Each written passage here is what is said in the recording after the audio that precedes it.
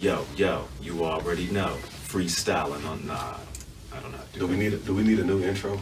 We definitely need a new intro. We're gonna figure it out. Yeah, we're gonna figure it out. This is the new intro. We just start the episode. We just press record and go. You know what I appreciate about Michael B. Jordan? What? Is Okay. that What's up? is that despite him being like a huge celebrity and movie star, he is also just like a regular dude. Like, Yeah. he's like probably the most regular person. Can I ask you what inspired Michael B. Jordan out of nowhere? Because I was watching this episode of, what was it? Safe Word on MTV, and it was him and Stilo Brim. Yeah. I'm like, yo, these are like some like frat house. In other words, they would be kind of lame if they weren't rich. Because when I see Stilo Brim, I'd be like, this dude. Shouts to Stilo, but you know what I mean? Like, What are you saying? I'm just saying, man. You know what I'm saying? Nah, Stilo doesn't seem lame. He just seemed like just a regular dude that just is a celebrity. Right. And sometimes that seems lame. Yeah. As long as Michael B. Jordan ain't Superman, I'm good. You don't want him to be Superman? I don't want to be Superman. Do we need a black Superman? We can get into that later. Because that's heavy. But as long as he ain't him specifically, he's not Superman, we good. Yeah, he wasn't a good Killmonger, if we're being honest. I mean, he wasn't. No one wants to say it. I'll say it. He was Green Lantern. He We wasn't. just forgot about that. He was Green Lantern. No, he was the Human Torch. He was one of them. He was a cool Human Torch. No, he wasn't. It just was. Just the movie. The movie itself was trash. Yeah, But we're gonna keep pretending like Michael B. Jordan is a good actor. I want to start the episode out like that because we uplifted. Wow. But no, we're gonna keep doing that. He was good. Come on. I just need to know what we're He was doing. good in Fruitville Station. I mean, he told a story. He did tell a story that needed to be told. Yeah, so he could ride on that for Fruitville at least Station 2 years. It was good. He could ride on that. Yeah, He was good in Creed. he was good in Creed. He was good. In Creed. What's the other one with the? That was it, bro. No, there was one where they had like superpowers.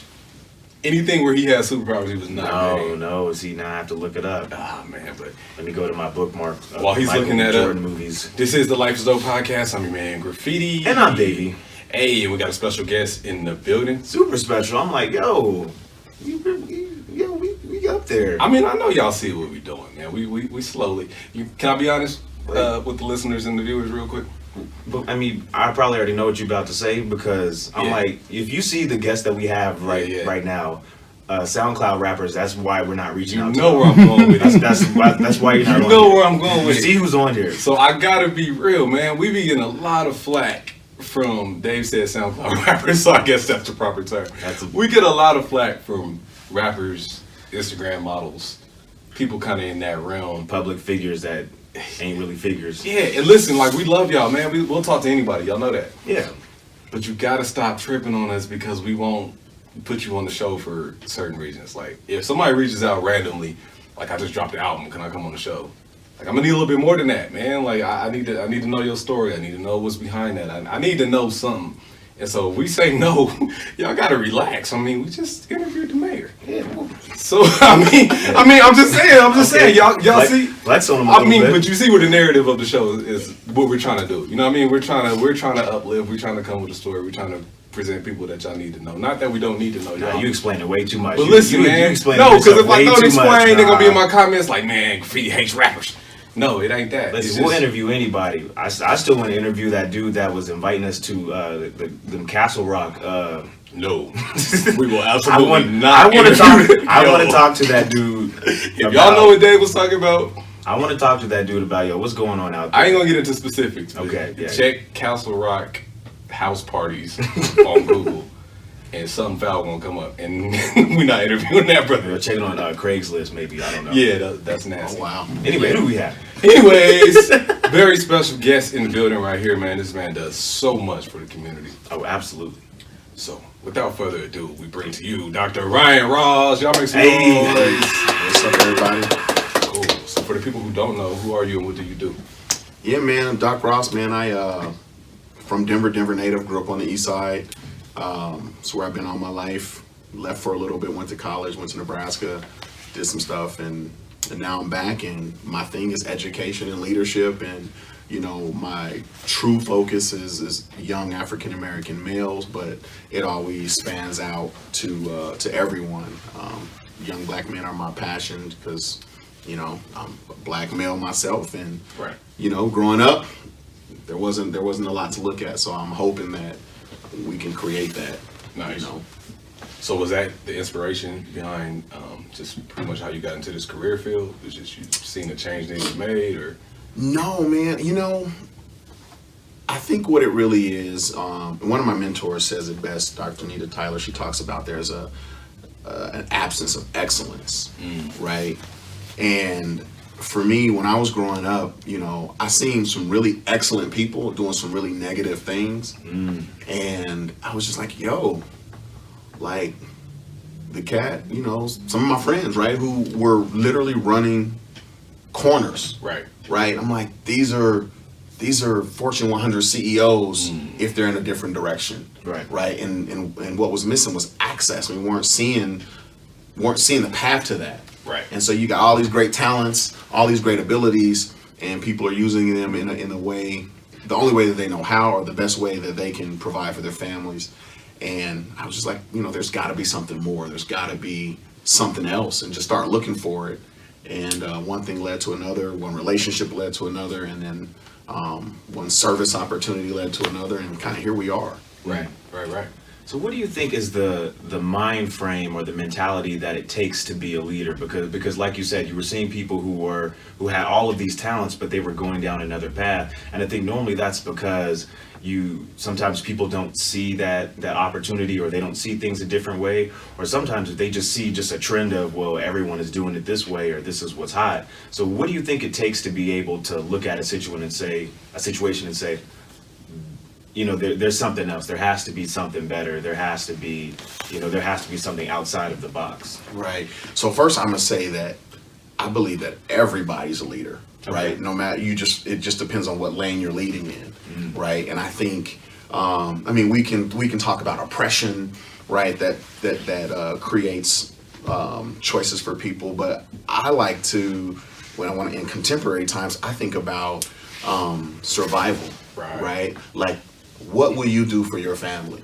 Right. And when I think about that, I think about my son sitting right over there, and look, I will do anything for him. Right. And I think there are a lot of people, based on the economy, based on oppression, based on access, based on equity, people are in survival mode, and that makes them choose a lane. Right. And so, I just think it's important for leaders to have access to lanes, because if there's another lane, then you'll do something different. I don't think people wake up to do bad stuff, right? I don't think people wake up to, make bad choices. I think people wake up to live, right? And however I got to eat, that's how I'm going to eat. Right. And so we just need to make sure, from our vantage points, that people know that there's options.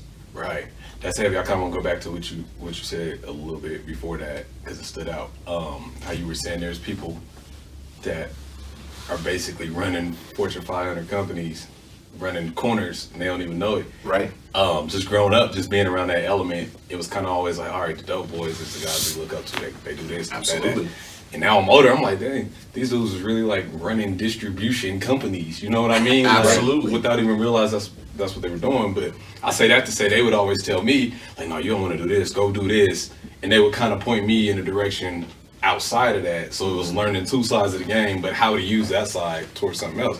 Do you feel like there's a lack of that in this new era, or just nowadays? Like, I don't want to say like a lack of OGs, but it seems more like a lot of the older cats is kind of shaming the younger cats for taking a certain route instead of kind of pointing them in the right direction. Yeah, I think you're right. There is an absence of OGs, right? Because I agree with you. Some of my biggest supporters were the cats on the street. When I needed football cleats, and it was my mom and 7 kids. I won't name names, but it was dope boys on the east side who said, "Man, get these cleats. I'm gonna give you a ride out to Mullen, and you go play football." Right, stay out the neighborhood. I don't want to see you on these corners anymore, because you got an opportunity to do something different. Exactly. I think what's happened is there's just a lot of selfishness out there.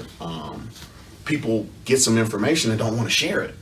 Right, like, I got mine. That's all I'm worried about. Versus, hey, I got mine here. Right, because I'm gonna go get some more. Right, because if I'm in the middle, right, and you're up top and you're down low, look, I'm gonna get something from you. I'm gonna pass it to you.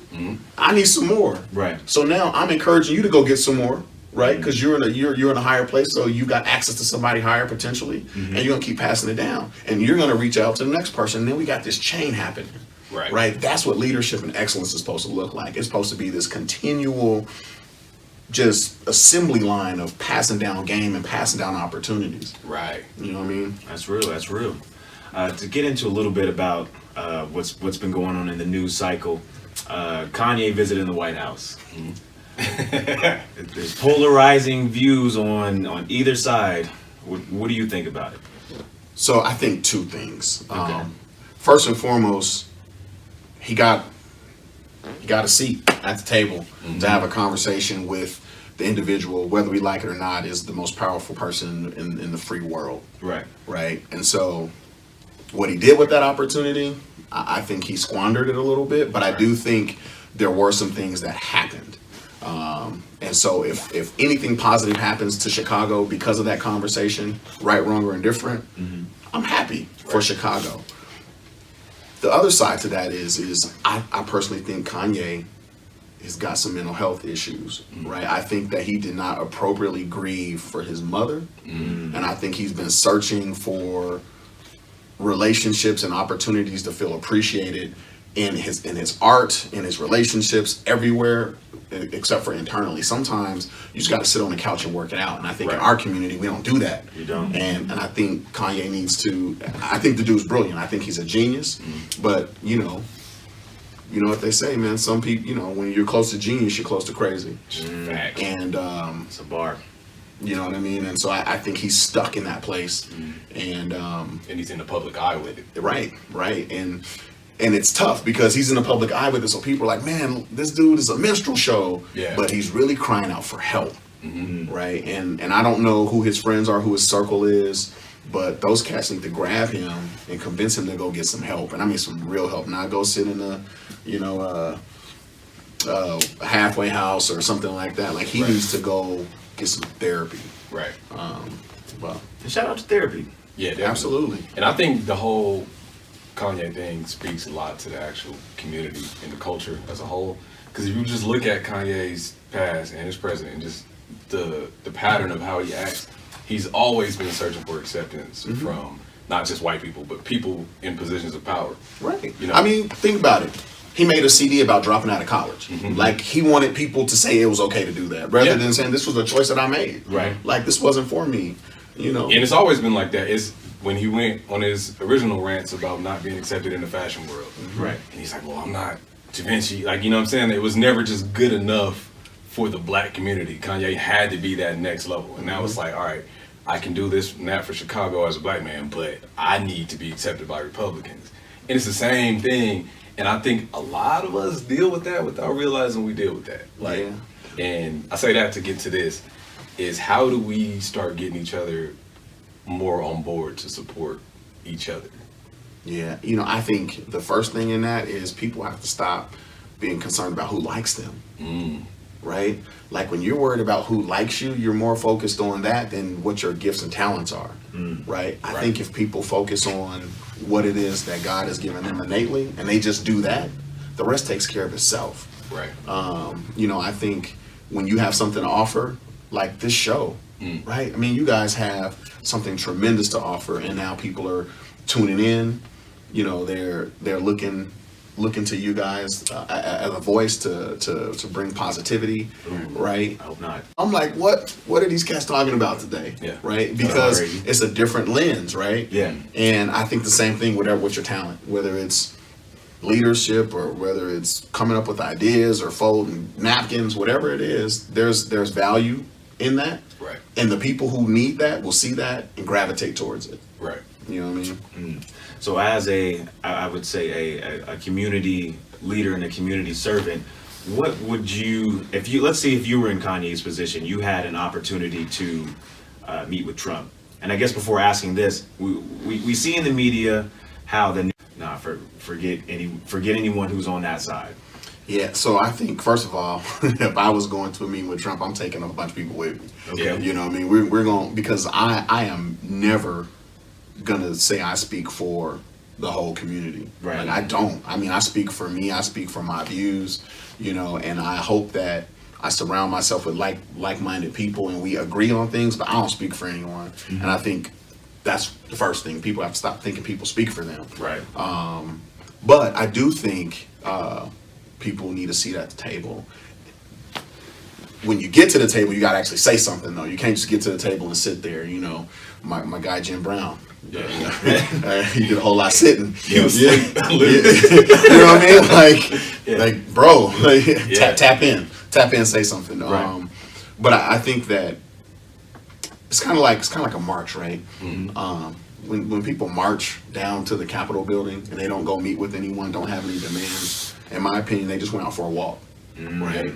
So if you're gonna be at the table, you need to have organized. You need to have talked to people. You need to have, hey, here, this is what we need, right? Can you do it?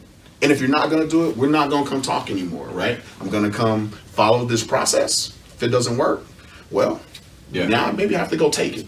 Right. And if I go take it and you don't like the way I take it, remember we came and had a conversation first, right? And I think that's just the way it has to be. That's kind of my beef with T.I. is T.I. keeps going on these rants about Kanye and the whole Trump thing. Then he drops a video with the Melania lookalike, and now there's all this controversy with that. But he said that he talked to Kanye prior to the meeting, and he knew Kanye was going. So the next thing you should be saying is, let me come with you or let me help you out, instead of, nah, we ain't gonna go meet with Trump. It's like, if you know you can articulate a message better than your boy, then help your boy out. Right. And T.I. can articulate some messages. And so it can't be like, oh, I'm not going, you gonna handle that, if you know he's about to go up there and make a fool of himself. You know what I mean? We gotta help each other out. Well, and I think that also would have helped the accountability of the meeting, right? Yeah. Because if Kanye would have said, hey, look, I'm coming, but we're going to be an hour late because T.I. got to hop on a jet. He's coming to the meeting with me. And then Trump said, no, I don't want to meet. Right. Now you know, You like, know what it okay, is. you was bringing a real one. Yep. And I don't need that. You know, I wanted this publicity stunt. I want to take advantage of you. So then you can reset. But I agree with you. I think T.I. should have said, hey, bro, look, Yeah. you know, let's call KRS-One. Right. And that's what I mean, man. Like, we gotta hold the culture accountable, because like we can say what we want about Trump, Kanye, whatever, but I mean, Kanye's the one sitting there. Right. So what can we really do? Yeah. You know? And the other thing is stop giving it air, right? Yeah. Yeah. You know what I mean? Like, I knew that was happening. I didn't watch that. Yeah. Because I knew it wasn't going to be anything that, you know, it was probably going to make me upset. Yeah. Right? Or make me be like, ugh, or dang. Same here. I kept Somebody, ignoring it until everybody. somebody sit him on the couch. Yeah, man. So, you know, and then of course, I knew between Facebook, Instagram, I got the highlights, and I'm like, well, wow, gave him a hug. Right. Gave him a hug. Maybe Trump needed a hug. You know, look. But I try to avoid it too, but then I'm glad I actually watched it. I was avoiding that, and I was avoiding the whole TMZ sit-down thing. The TMZ thing was weird.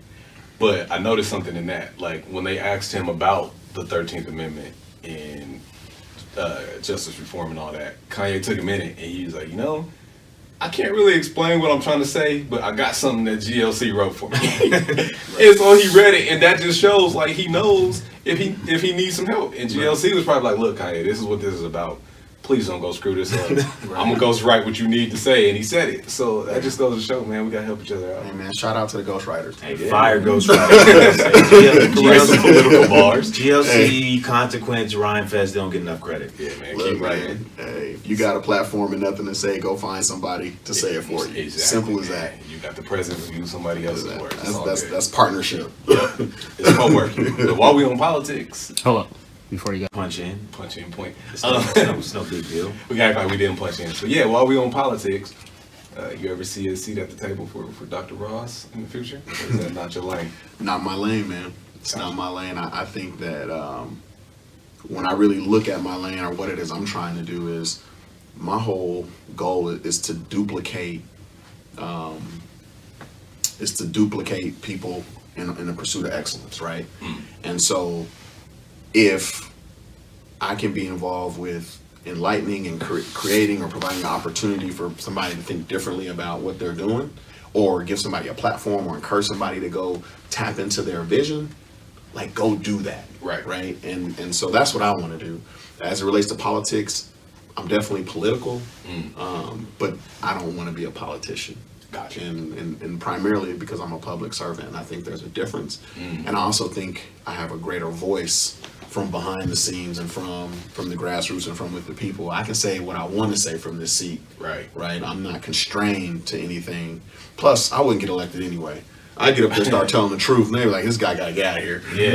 Right. Right. So what are some of the things that you've learned just throughout your journey?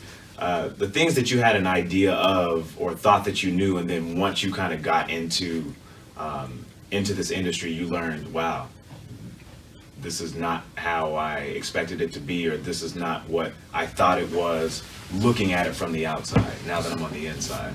Man, oddly enough, the golden rule in kindergarten, right? Treat people the way you want to be treated. Mm-hmm. Yeah, man, that doesn't happen a lot. Oh.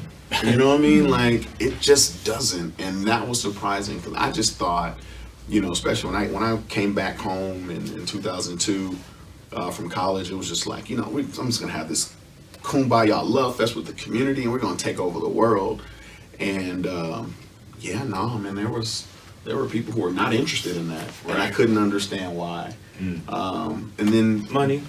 well, that, and then there was also things like where, if there's an opportunity to help someone, like why wouldn't you do it? Even if it's small, right? Like, somebody makes t-shirts and you don't, but Right. you need some. Go buy their t-shirts. Right. Right? Like, this is what you do. Let me give you this money and then pay full price. Right. Right? Don't go to the homie like, you making t-shirts. I need some t-shirts for $5. That's a word, right? There's a TED Talk right there. Pay full freight. Like, Right. and I try not to accept discounts, especially in the other community, Right. because I don't want people to think I need something. Nope, I'm at the same table, I have the same voice as you. So if the table costs $1,000, guess what? I pay my $1,000. Right. And you're not going to be pitying me or my community or my group or no. I kind of bird walked there, but to get back to that, that was one thing that was really interesting. Okay. And so something I wanted to try to commit to just doing and being a champion of myself. The other thing was I kind of knew it just based on the way I grew up, but the power of relationships. Relationships Priceless. are powerful. And I'm not talking about the networking where you go give a business card or you like somebody on Facebook. I'm talking about real relationships where you understand what people are going through, Right. what their goals are, and you're actively trying to help them achieve their goals. Wow. Right? And if you can get a group of folks together who do that for each other, look, there's no way that I thought this little East Side boy from 33rd and Columbine, 33rd and Fillmore would be a doctor, Right. and there's a whole lot of people responsible for me sitting here in that role. Definitely. Takes a village. Man, it does. So to talk about groups of people and coming together, let's talk a little bit more about your actual role with urban leadership. Yeah. So what is it that you actually do? How'd you get in that spot? Yeah. What is it in general? You're the president of it, actually, right? I am. I do Okay. have the honor and privilege of serving the Urban Leadership Foundation as its president and CEO. Nice. It's a dope title, but I tell people all the time it's a title because this is volunteer work. This is Right. not my full-time job, right? But the Urban Leadership Foundation was started in 2007 really as a program to try to capture and retain Black people. Right? Because there were influx of CEOs leaving. They would come here for a year or two and roll out, right? And they couldn't find community. It's just, the population is small. Right. And so that's kind of what happened. And Richard Lewis and Angela Williams and former Mayor Webb were really responsible for that. I went through the program in 2008 because I was asked to.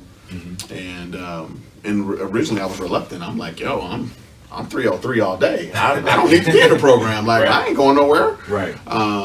But after some strong nudging, if you will, by my guy, Mayor Webb, I did the program and seen what the potential was. And so in 2009, they asked Carrie Warren and I to take over the program and create a new vision for it. And so we did that, and that vision was it was simple. It was access, opportunity, and just moving us forward. Right.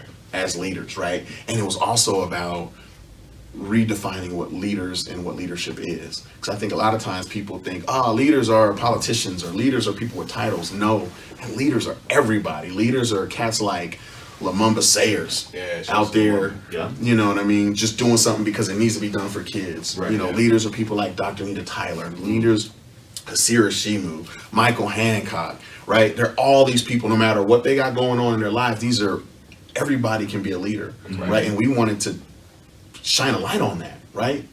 It doesn't look one way, right? Excellence comes in, essentially in using your gifts the way they were intended. Right. And so that's what it was about. And it was about creating this platform. And then it was also about creating this familial network of leaders. Right. Right. And it's powerful. I mean, like things like Spin have come out of the program. Shout out to Michelle Brides 5280. Yeah, they're man. on the, Shout out to Michelle. Yep. Bless me with the Yeah, education. man. They're Nice. they're on a college tour right now. And it's not about, and people, I tell people all the time, it's not about the Urban Leadership Foundation taking credit for this stuff. We want to give people a platform and take it away. You don't see the ULF logo on that. Right. You don't see the ULF logo on Spin, right? You don't see it. It's, let's create and get it out there. Because the more we can amplify that, the more we can get people to stay in their lanes and do their thing, the greater the community gets. Which goes back to what you were talking about earlier about if you have an opportunity to help someone, to put someone on, why not do it? Yep. Right. Yeah, and then then it's about daring people to be great. People come through the program,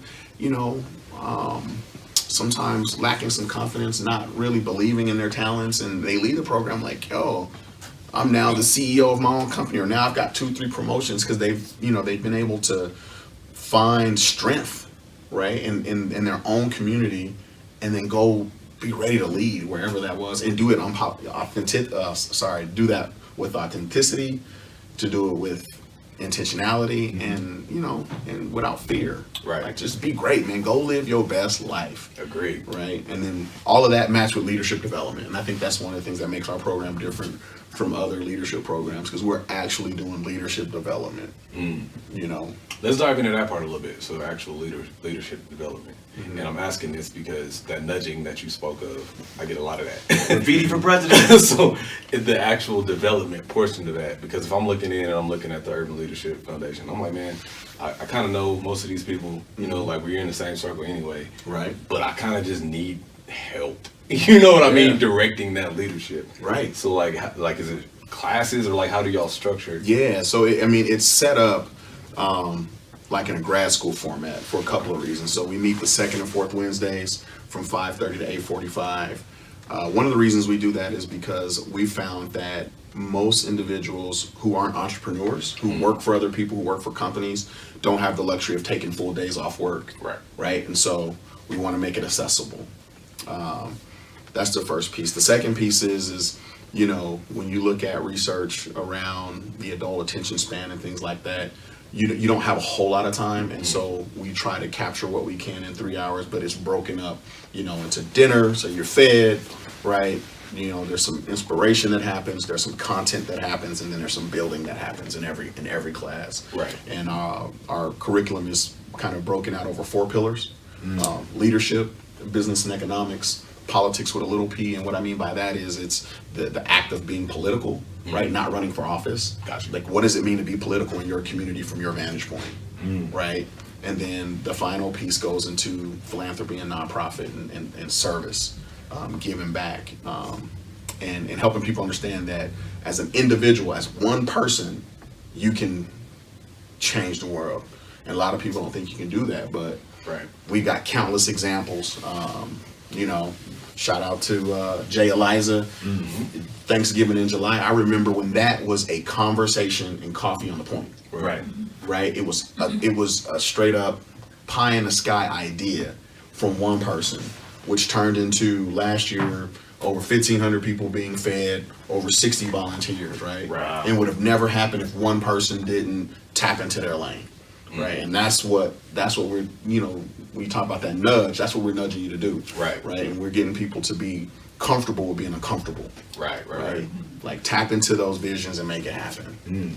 So, and that's a good question, because even in my personal life, I've always been curious about how do we How do we help out the homeless? Because I'm noticing there's a lot more legislation around, homelessness, and it's making things like illegal to, share food, to give money to homeless, unless it's through like certain charities or there seems to be these obstacles around helping the homeless. So what are the things that people can do if they do want to help out? That's still within, the legal way.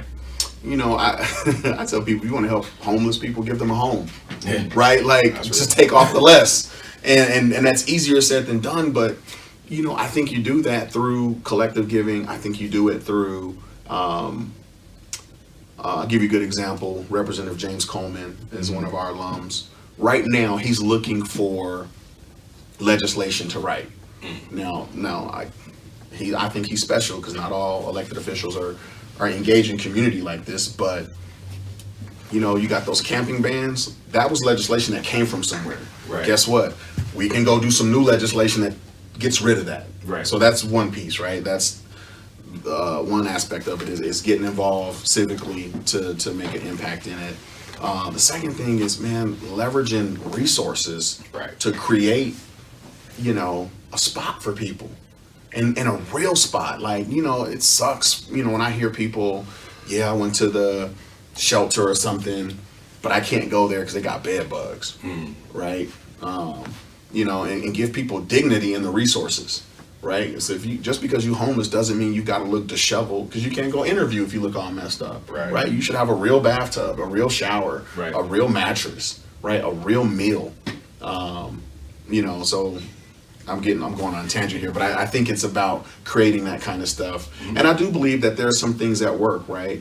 Rather than giving somebody $1 on the corner, maybe it is looking at giving money to the shelter, but then holding the shelter accountable, and then looking for people in our community to sit on the board of that shelter Right. to influence the decisions that, that the shelter is making, Definitely.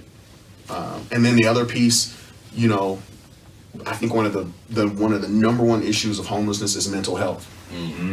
Right? We've got to address mental health, right? And it's like some of the stuff that's out there, there's free mental health, but there's a 2-week waiting Right. deal. So somebody comes to you and says, Davey, I'm gonna kill myself. Hey man, I'm gonna help you, but you gotta wait 2 weeks. Yeah. Kind of, Like, I ain't got 2 weeks. Right. Right. you know what I mean? Like, there needs to be resources, and we gotta invest funds in that stuff now, right? Right.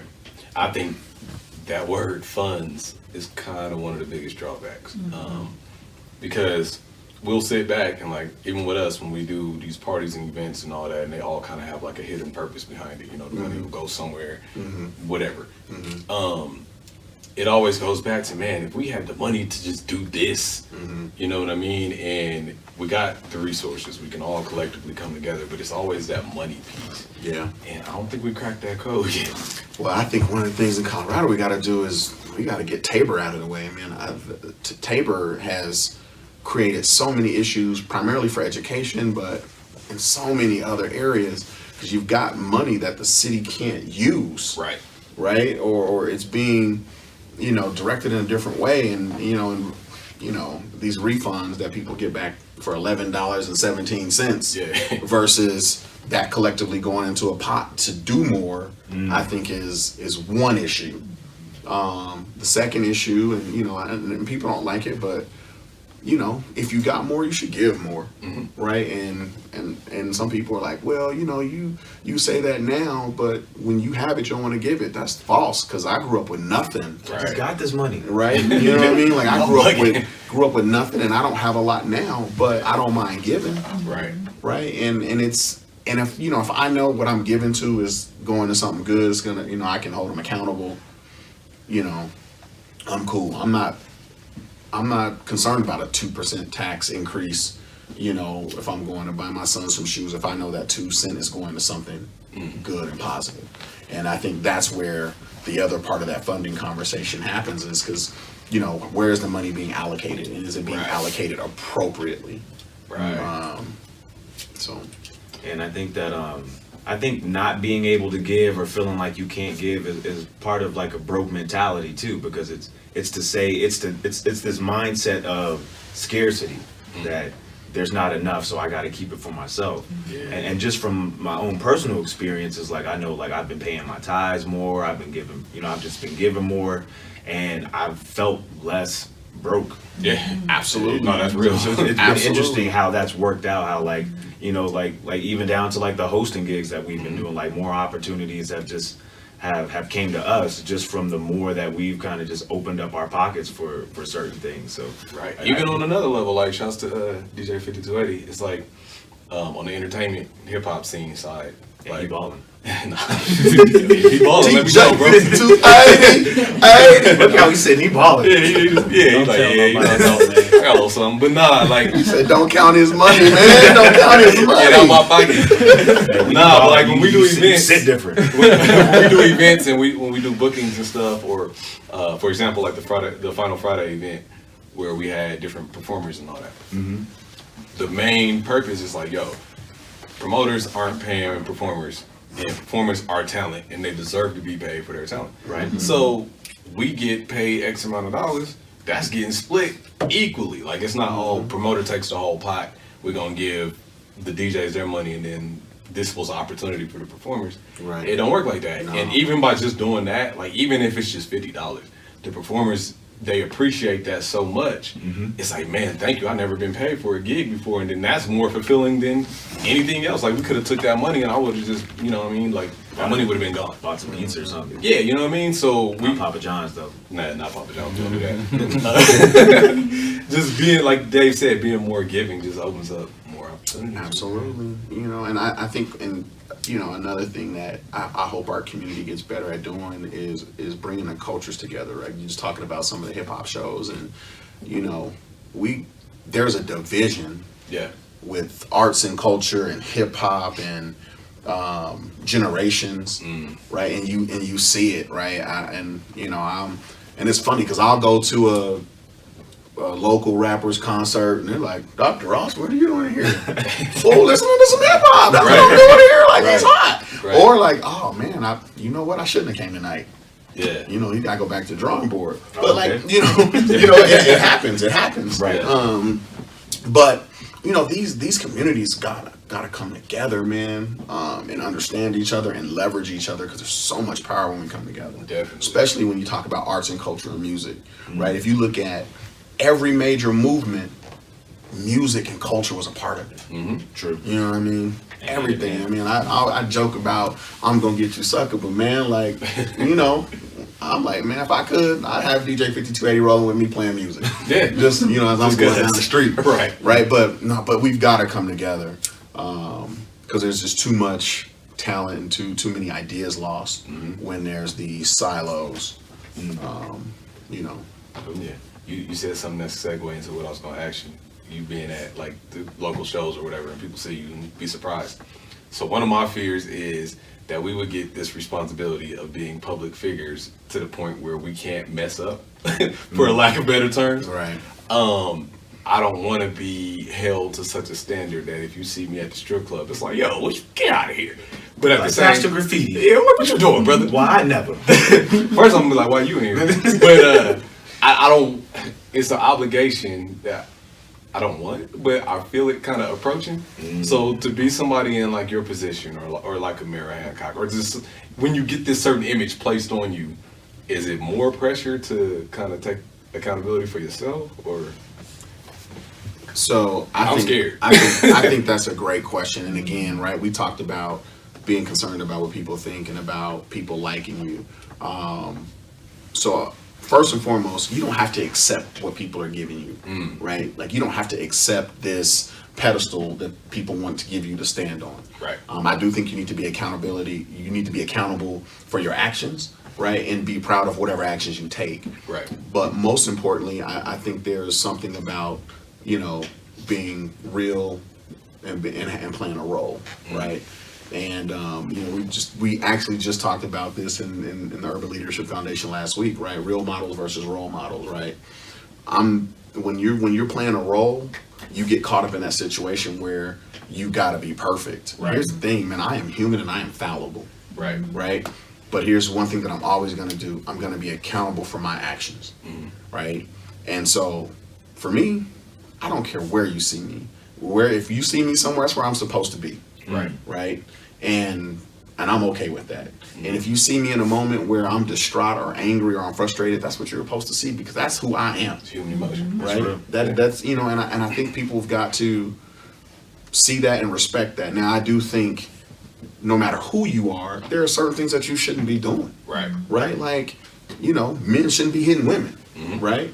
That's People shouldn't be kidnapping folks, right? Like, if you know that drugs are bad, you shouldn't put them in your body, right? It's your temple. Like, those are things I think, that you gotta do and understand. But, other than that, live your life, right? And be unapologetically you, and, people will follow suit.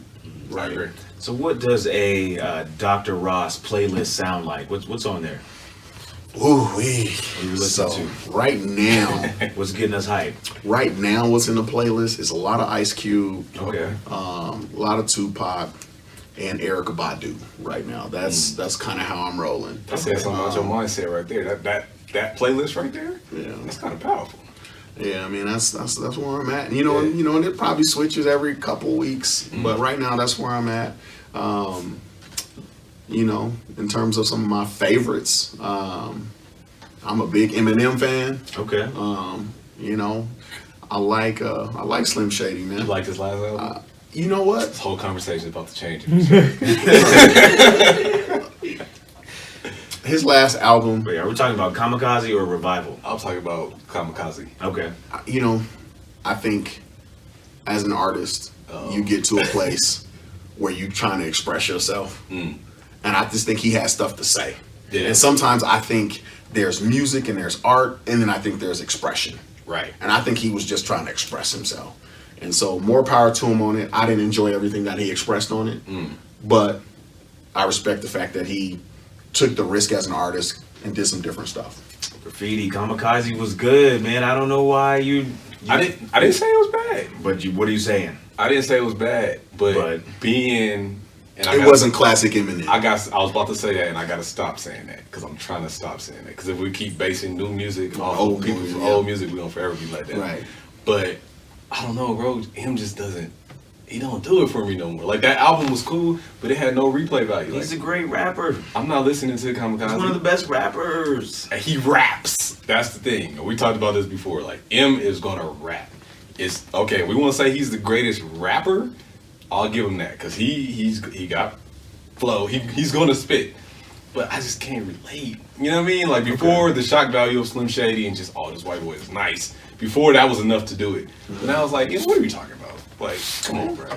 But I think, you know what I mean? But then, like, that's your right? Yeah. As a fan. Like, you don't have to feel it. You know what I mean? And I think that's cool. And I want to, and that's the thing. Like, I still defend him. Like, I'm not gonna say he's trash, but it's just No, I'm a defender. I just can't vibe no more. When you look any CD, right? Yeah. 15 songs on the track. The odds of you liking all 15 songs Right. every time are rare. And so there's just something sometimes you're just not feeling. All right, you just don't listen to it. But this is where that loyalty comes in, though, right? Like, if I rock with you, I'm gonna support you on that. Yeah. I went out and bought it because I support him. I'm a fan. I listened. All right. It's not making my playlist all the time now. Right. But I still support him. Now, if he does something else I don't like, this is why I'm gonna be a fan. I might have to write him a letter like, yo, what's going on? You all right? Right. You okay? Is everything good? Right. But and that's where you get to hold people accountable. You get to say what's going down. But I think people have the right to evolve and change and feel differently. And I think, and I think music is one of those things, man. Wherever you are, it's kind of what comes out. Yeah. Let 40-year-old M evolve. So with all that being said, y'all got to get off Kanye. Again, that same premise. Like if you look at Ye, if you look at all these albums that we didn't like, But M's been quiet. Expression, man. Again, and he's expressing himself, but like I said, I didn't bash him as an artist. I say he has a mental health problem. Yeah. No. I mean music wise. Like I remember when Yeezus dropped, and everybody hated it. And I won't say everybody, but a large amount of his fan base hated Yeezus. No, I hated it.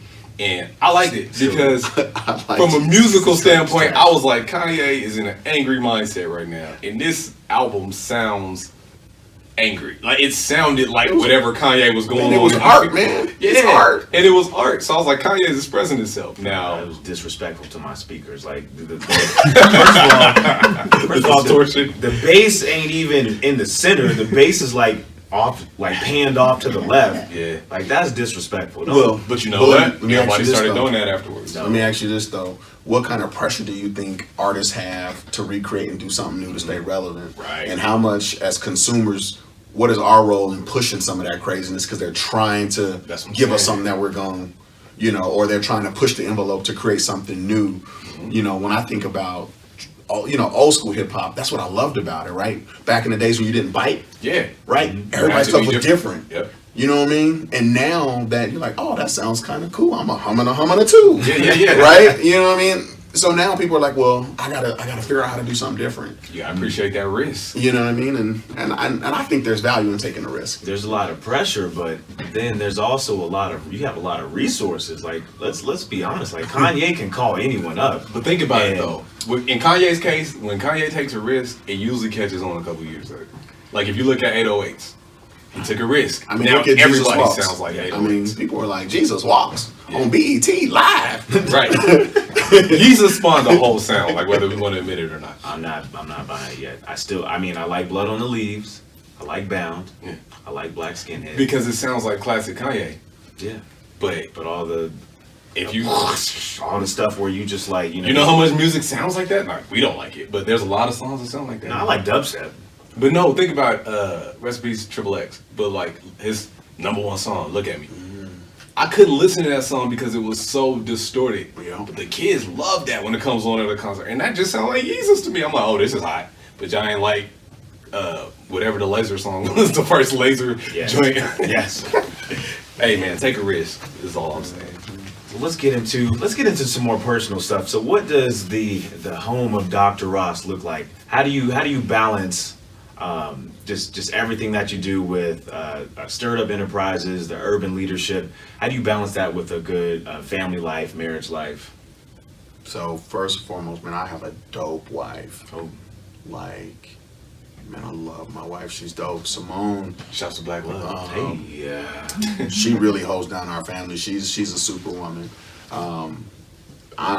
She's way tighter than I am. I have to say that first and foremost. So she's the rock, first and foremost. And then after that, man, we do a really good job of, what we call leapfrog, right? So there was a period of time when I was in school working on my PhD. She was chilling, right? I finished school. We had young Gav. I sat at home. She went back and got her MBA. Right. Wow. There, and then I have a personal rule of, because usually I'm out more, doing more stuff. Whenever my wife needs me to do something, whether it's pick up the kids, she's got a meeting, whatever I have stops. I cancel it. Okay. Right. And make room for her to do whatever she needs to do, because she's given me so many opportunities and so much support. So that's the first part. Second part is, man, we believe in vacations, and we understand that life isn't 50-50, right? And I think more people need to understand that. Like, everything isn't going to be balanced. And so there's spurts. And so what we try to do is make sure we create memories, right? So we're taking a big vacation. We try to take a big vacation every year. And we try to do one or two what we call family fun adventure tours throughout the year, whether that's just shooting up to Boulder or taking one of the kids, me and my son. My son and I just got back from Texas for 3 days. Nice. You know what I mean? Like, we just try to create quick moments, because moments make memories, and that's important. And then the last thing is, man, just living. Just trying to live it and figure it out. I wish I could bottle it up and tell people, because they ask us that all the time. Like, how do you guys manage it? And the best thing is organized chaos. But we're on the same page, and that's nice. And when we're not on the same page, I get in trouble because I didn't put something in the calendar. Right. Then I apologize and sit at home until she gets back, and then we get back on the same page. Right. Word. Graffiti and I, we were having this conversation in the group chat. Which one? We were talking about. My wife be listening, bro. Which one? We were talking about if you look at your phone and smile, Okay. how much of an argument that just creates. Does that still happen at that point in the marriage? So give it a little background. Shouts to Jazz in the back. You can chime in because we need a woman's insight on this. So I'll be on my phone, right? Right. And I'll see something funny, or they're texting me, we in a conversation, and I'm over here just cracking up, you know, being happy and joyful. My wife like, who got you over there smiling? Not to say she be tripping, but you know, that's tripping. And once I put it out there, like everybody kind of was like, yeah, that happens to me It too. happens to everybody. Does 5280, does that happen to you? Every day. So I was like, let's play Fear Factor, fellas. Like, go ahead and smile at your phone real quick. Oh, Your don't girl smile asks at you your what you phone. smile about. Oh. Swipe away real quick and don't say nothing. And everybody was scared. Look, man, I don't know. I don't know about that, but I do think that in any situation, if you're around somebody and they're laughing and you're not, you want to laugh too. Yeah. You know, but That goes both ways though, because when I'm on my phone, my dude would be like, "Who are you talking to? What are you doing?" Jasmine said that goes both ways. It does. I you know, look, if Simone is laughing and she's always laughing, but I'm like, what's going on over there? Yeah. And then she'll tell me, or she'll tell me it's none of my business. Mm. And I'm okay with that, right? Like, because I sometimes, wish I could say that. you know, like, I can't say that. You know, sometimes, you know, the girl's conversation is the girl's conversation, you know what I mean? And Yeah. I don't ever want her in a situation where her girls feel like she pillow talks, right? And because that's their business. And, you know, That goes back to knowing what you shouldn't ask too. there you go. Because if I don't want to be told it's not my business, I just say I'm like, because I don't want to hear that, so I ain't gonna ask you. Right. Yeah, But, man. nah, but no, I think for us, man, we're just at that place, man, where it's just, you know, it is what it is. I mean, we just vibe it, man, and so we're in a really good space. So Cool. Before we wrap, I want to keep on that for a little bit. Fatherhood, since we was talking about music and culture and all that. I'm gonna chime out. So I was saying something a little earlier about Future. I said Future is a cancer to the culture, and I say that because All right, chime me back in. we're on this Black excellence wave right now. I think we all kind of see it, feel it. We see what's happening, just Black Hollywood, and just in the culture, period. J. Cole got the whole movement. We're trying to get these kids off drugs. Like, we kind of just catching on. More and more people's ODing. It's like, all right, we realize this ain't cool. Let's Right. not say it's cool no more. right. And then Future drops an album where the artwork is a cartoon of the world with lean on it and pills floating everywhere, and it's called World on Drugs. And then he drops it with a 19-year-old, you know what I mean, that's on drugs. Which is crazy. So it's like, yo, this is like, come on, man, you're going against everything we're trying to collectively push right now. And so, you know, as a father, and then just as somebody that was influenced by hip hop growing up, it's like your average 12-year-old wouldn't know what a Xanax is if he wasn't hearing it from these guys. So I don't want to say how do you keep that away from your kids, because you can't. But just like as a father, like how do you manage that? Man, I engage my son, right? Like, we have all kinds of conversations. Actually, my son is a rapper, and he's 9. Yeah. Hey. And because of that, you know, we listen to stuff together, and we talk through it, and we talk about it. Because the reality is you can't control what your children are going to hear when they're not with you, Right. but you can control what they understand, right? And so we have a lot of, even at 9, a lot of real conversations about life, about the world, you know, and some people may disagree with me, but I feel like children are exceptional beings, and they can retain and handle what you give them as long as you give it to them appropriately. And we set boundaries. You know, like, my son can be around adults who are cussing. Yeah.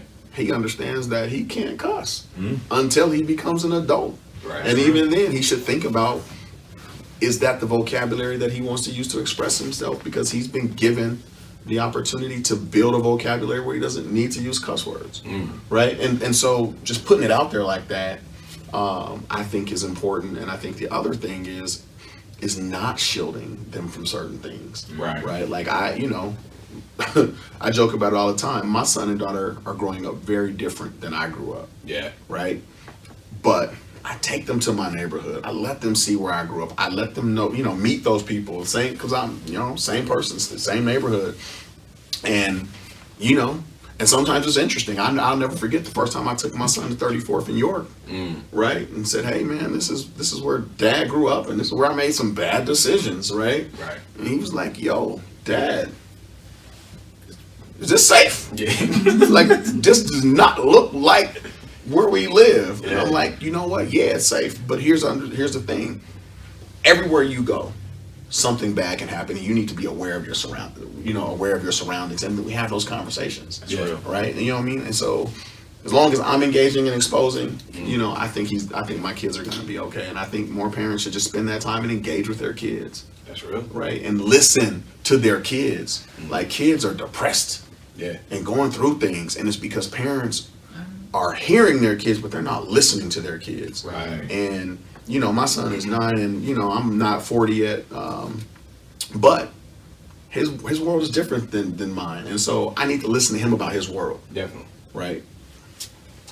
That's real. He's already on the right track, because I didn't discover pocket squares till I was like he already 26. fresh. I was like 26. I'm like, oh, you put a pocket square in? Look, and the brother got himself dressed. People think man. people look at our pictures that's and a flex. be like, yo, Gavin dresses himself. Yeah. You know what I mean? His Yo, name stylist. is Gav the leader I because style. he is leading what he's doing. That's a bar, man. That's definitely real, because I remember I had a situation where my son was asking a lot of questions after we left the barbershop. Oh man, And I one was of the like, greatest educational institutions on you'll the learn planet. about life at the barbershop. And before I'll be sitting there like, oh man, he can't hear that. But then I was like, whatever, he gonna hear it anyway. And then he'll be asking me, and I'm just like, I'm just telling him, like, all right, that's what they meant by this. And then that turned into, you was looking at her booty too. You know what I mean? Like, those type of conversations. And then as it got like that, it got a little bit more comfortable, and he's like, all right, I can ask you these things. And like, it was not, he didn't say that, but you could just tell. Yeah. It's like, all right, you're not gonna lie, because I already know. And kids was smart. I think about when I was that age. It's like, I knew way more than what my parents thought I knew. Right. So, I don't know. And then when you create that path, that relationship where your kids can come talk to you, man, and you can work through things, you don't have to guess about what's going on in their life. Right. Right? You don't have to break into their Instagram or whatever some parents are doing. You can just go, hey, what's going down? Yeah. Right? And that, for me, my daughter who's about to turn 4, that's really important for me with my daughter, because I want to be able to have the realest conversations. Y'all think Steve Harvey gave up the game? Oh, I'm telling my daughter everything. Yeah. Right? Because I want her to be able to talk to me Ooh, that's and gonna be trust hard. me. I can't do that. What? Not at that point yet. Like, I'm like, Please give me sons. I'm like, look, baby girl, this is the deal. Yeah. Right? And, and speaking so much life into her that she's not going to be worried about approval from some random dude. Like, she's going to be good. I can't wait till she turns 16. I'm going to propose to my daughter. Yeah. And I'm going to tell her, look, this ring, until you meet a brother who can replace it, it ain't worth your time. Like, you know what I mean? Like, for real. Hey, you can tell which women had their fathers in their lives. Yeah, you can. And I mean, Oh, we had a father. Oh, yeah, you got a dad. All right. yeah. It made you think twice about dating them. Like, ooh. Yeah, man. I always just be like, I would tell my daughter, like, if dude sounds as creepy as I was, turn around. Hey, man. Yeah, whoo. Oh, we'll get there when we get there. FOS. Some of these cats are FOS, baby girl. I have to let them know. They full of it. Yeah, man. And here's what you need to know. Word, man. This is a great conversation. Anything you definitely want to get out there? You want to push something out there? Yeah, now's the time to promote. What's man. on the calendar? What's coming up? Yeah, so want to just let everybody know that the 2019 cohort of the Urban Leadership Foundation is now open. People can apply and go to the website, www.ulfcolorado.org. Click on apply. We've got a really cool community service project coming up. Speaking of kids, it's about voice and kids, right? And so it's October 28th. Again, go to the website. You can get that information. Tickets are only $10, but man, it's going to be a powerful event about voice. So you want to come check that out. October 27th. A father-daughter's occasion is happening at the Dahlia Center. You definitely want to come to that. Dads, I'm challenging you. I'm coming in tuxedo this year. You know what I mean? Like I might even get my daughter a car service. Like I'm loving on her extra special that day. So I hope to see all the dads out there. And then the ULF graduation is November 9th at DU. And again, that's on the website. I hope to see people come out and support the 2018 class. And some phenomenal people who did some really dope stuff this year. Yeah, shouts to that class, man. Congrats to them. Work. Awesome. Also, if you're listening, check out lifeisdope.shop. Hey. We got the new Make Life Dope Again hats. Yeah, man, grab you one of those and don't ask me for a red one. So everybody keeps asking. But before we get to that, one last question for you. Any piece of knowledge, advice, love, whatever that you would give to anybody listening out there, what would that be? You know, last thought.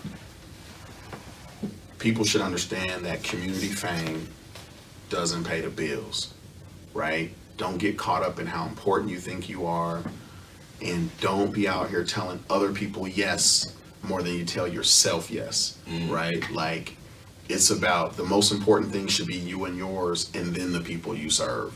I see so many people get burned out or just waste away because they're saying yes too much and they're running on an hour of sleep and they're not good for anyone. So love yourself, choose yourself first, and then everybody else. And don't get caught up in the fame stuff. And then, man, support these cats, man. Graffiti got a business. He don't be talking about it enough. He's dope at what he does. Baby, I don't know what business you got, but let me know because I want to support it. You know, I just a vagabond of sorts. All right, man. Well, I need to get the list because I like to get stuff, and so let me I know. don't do much. Nah, man, I just podcast. stop it. We got. I'm having a hard time, but everybody keeps telling me stop being so humble. But I'm naturally humble, and there's a way to not be humble and not be cocky, Look, man, brag on yourself, man. and not even necessarily bragging, but like we do got to start promoting certain stuff. Man, like y'all got it. Let me see. Lifeisdope.shop. That's how you can support us. Go to their website, man. You need a flyer, call them. You need some T-shirts, call them. You need a fire album, Cover, any call 'em. aspect. There you go. You know what I mean? But support these brothers, man. They're doing some really tremendous things. And if they're doing something that you don't do, use them. Straight up. Hey. That's love. Let's get into a little bit of promo. Check us out on Spotify. Yeah, thanks everybody coming out to meet the Carters at Ophelia's. That was fire. We got some more events coming up. All black attire. All black attire party. Did we announce the special guest yet? Not yet. By the time this drops, it'll probably be out, and it's fire. Super special. Yeah, so come through, rock with us. That's the day before Thanksgiving, the night before Thanksgiving. And then we're going to be drilling y'all with promos, just so you know, because the holiday party part 2 or remix or whatever we call it is definitely coming up. If any, support whatever we do, but if anything, please support that because that's definitely for the community. And we'll have more info on that soon. Man, forget support. Y'all just gonna stop missing out. Yeah, man. Y'all see the pictures. It's fun. Y'all see we selling out. Y'all see we packing out all these venues. Yeah. You're playing yourself. And like, we not promoters, y'all. I think we need to put that out there too. Like, Yeah, we're not promoters. we're not politicking with the whole, this is going to be the hottest party in the city. Like, listen, we doing stuff so we can It's a come movie. together and have fun. Like, Yeah. we're trying to have fun, man. Like, forget all that. Let's just pack out the building and look cool. We're trying to have fun. Yep. So, to go through some of the rules for Life is Dope Party. Okay. The main rule is if you're on stage, you got to dance. Yeah. Period. Like, you can't just be on stage just looking cool, holding a bottle and all that. We don't go for that. Know your intake. Yeah. Know your limits. No, yeah, please know your limits. That's rule number 2. Heard y'all was acting a fool at the Carters thing. It's cool to get lit, but yo, if you gotta get carried out, yeah, just leave. Just order a car service. Yeah, yo. man. It's cheaper than a bottle. Cause yeah, a few of y'all was. Ooh. And number 3, man, like I said, we having fun. So if y'all see us pumping events, my bad for flooding you with flyers and all that, but at the end of the day, we really just getting together and having fun. That's all. Yeah. And check out mesbrands.com. Word. That's right. Tune in, don't tune out. Amen. Life is Dope Podcast. I'm Graffiti. But hold up, let's make some noise for Ryan Ross. Hey. Thank you guys for having me, man. It's dope. Appreciate Thank you y'all so much for coming through. Oh wait, where can people find you? Yeah. Social media, contact. Yeah, man.